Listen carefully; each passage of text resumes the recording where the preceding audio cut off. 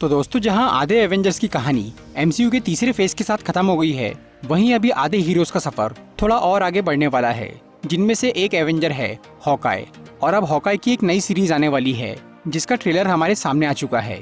इस सीरीज में Clint Barton अपने अतीत की बुरी यादों का सामना करेगा और वो एक नए हीरो को अपनी जिम्मेदारी सौंप के हमेशा के लिए रिटायर हो जाएगा। आज मैं हॉकाई के ट्रेलर का ब्रेकडाउन करूंगा और बताऊंगा आपको इस सीरीज की कुछ इंपॉर्टेंट डिटेल्स। तो बिना किसी देरी के आइए देखते हैं।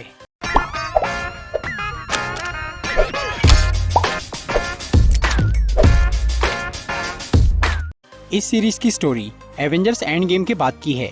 थैनोस को हराने के बाद हॉकाई अपने परिवार के पास वापस लौट गया था और अब वो हीरोगिरी छोड़कर अपने बीवी बच्चों के साथ एक नॉर्मल लाइफ जीना चाहता है। यहाँ वो अपने तीनों बच्चों के साथ न्यूयॉर्क शहर में है। वैसे तो क्लिंट बार्टन का असली घर शहर से काफी दूर है, लेकिन अभी यहाँ क्रिसमस का टाइम चालू है, इसीलिए वो अपने बच्चों को घुमाने के लिए शहर में लाया है। और यहाँ वो अपने बच्चों को एक थिएटर ले जा रहा है, जहाँ पर रॉजर्स द म्यूजिकल नाम का एक शो चल रहा है। ये एक स्टेज ड्रामा है जिसमें 2012 की एवेंजर्स और चित्तौरी आर्मी की लड़ाई दिखाई जा रही है, एक डांस के फॉर्म में। दुनिया वालों के लिए एवेंजर्स अब आइडियल बन चुके हैं और हर कोई अब उन्हें किसी न किसी रूप में इज्जत दे रहा है, क्योंकि एवेंजर्स ने थैनोस को हरा के आधे यूनिवर्स को फिर से वापस जिंदा किया है। क्लिंट बार्टन की छुट्टियां तो अच्छी चल रही थी, लेकिन बेचारा हॉकाई जब भी रिटायर होने की सोचता है तो कोई ना कोई ऐसी मुसीबत आ ही जाती है कि उसे अपने परिवार को छोड़ के वापस काम पे जाना पड़ता है। और इस बार जो गड़बड़ हुई है उसकी वजह खुद क्लिंट है। 2018 में जब थैनोस की चुटकी से आधी दुनिया धूल बन गई थी, तो उसमें क्लिंट का परिवार भी मारा गया था। और इस गम को भुलाने के लिए क्लिंट ने एक ऐसे काम का सहारा लिया था जो कि बहुत ही भयानक था। उस टाइम पर क्लिंट एक नकाबपोश खूनी यानी रोनिन बन गया था और वो अंडरवर्ल्ड के बुरे लोगों को मार रहा था। उसने 5 साल तक कई क्रिमिनल्स का मर्डर किया, क्योंकि उसका यह मानना था कि उसके बेकसूर परिवार की बजाय इन बुरे लोगों को मरना चाहिए था। लेकिन बाद में जब हॉकाई एवेंजर्स के साथ फिर से मिल गया, तो उसने अपनी रोनिन वाली शख्सियत को छोड़ दिया था। और दुनिया को ये आज तक नहीं मालूम कि उस नकाब के पीछे कौन था जिसने अंडरवर्ल्ड की नाक में दम कर दिया था। और अब तक तो क्लिंट भी अपनी उस पहचान को भूल के आगे बढ़ गया था। लेकिन अब यहाँ न्यूज में ये दिखाया जा रहा है कि फिर से एक नकाबपोश आदमी शहर में घूम रहा है और वो बुरे लोगों से लड़ रहा है। इसीलिए सबको ये लग रहा है कि ये वही आदमी है जिसने उन 5 सालों में गैंगस्टर्स को मारा था। और ये न्यूज देख के क्लिंट के होश उड़ जाते हैं। उसने ये कभी नहीं सोचा था कि कोई उसके रोनिन वाले रूप की नकल करेगा। और अब ये न्यूज देखकर उसे अपने किए पर पछतावा हो रहा है, क्योंकि जब उसने रोनिन बनकर बुरे लोगों को मारा था तो उसने अपने बहुत सारे दुश्मन बना लिए थे, लेकिन उसके दुश्मनों को ये नहीं मालूम था कि उस नकाब के पीछे कौन है। इसलिए क्लिंट को वो काम छोड़ने के बाद भी कोई फर्क नहीं पड़ा। लेकिन अब कोई नया शख्स रोनिन बनकर घूम रहा है तो क्लिंट को उसकी फिक्र हो रही है, क्योंकि उसके पुराने दुश्मन इस नए रोनिन को बेवजह ही मारने के लिए आएंगे। इसलिए क्लिंट इस नए बंदे को पकड़ने की सोचता है और वो अपने बच्चों को वापस घर भेज देता है, ताकि वो इस मैटर से दूर और सेफ रहे। फिर क्लिंट उस नकाबपोश की तलाश करते हुए उस तक पहुंच ही जाता है। और जब वो उसका चेहरा देखता है तो उसे पता चलता है कि वो एक लड़की है जिसका नाम है केट बिशॉप। केट बिशॉप एक ऐसी कैरेक्टर है जिसने कॉमिक्स में क्लिंट बार्टन के बाद हॉकाई की जगह ली थी। और इस सीरीज में भी कुछ ऐसा ही होने वाला है। यहाँ पर भी केट एक आर्चर यानी तीरंदाज है और यहाँ वो क्लिंट को देखते ही ये जान जाती है कि वो हॉकाई है। इसका मतलब ये हो सकता है कि केट हॉकाई की फैन है और शायद क्लिंट से इंस्पायर होके ही उसने तीर चलाना सीखा है। पर कमाल की बात तो ये है कि एक तरफ केट हॉकाई की फैन है और दूसरी तरफ वो रोनिन बनकर भी घूम रही है।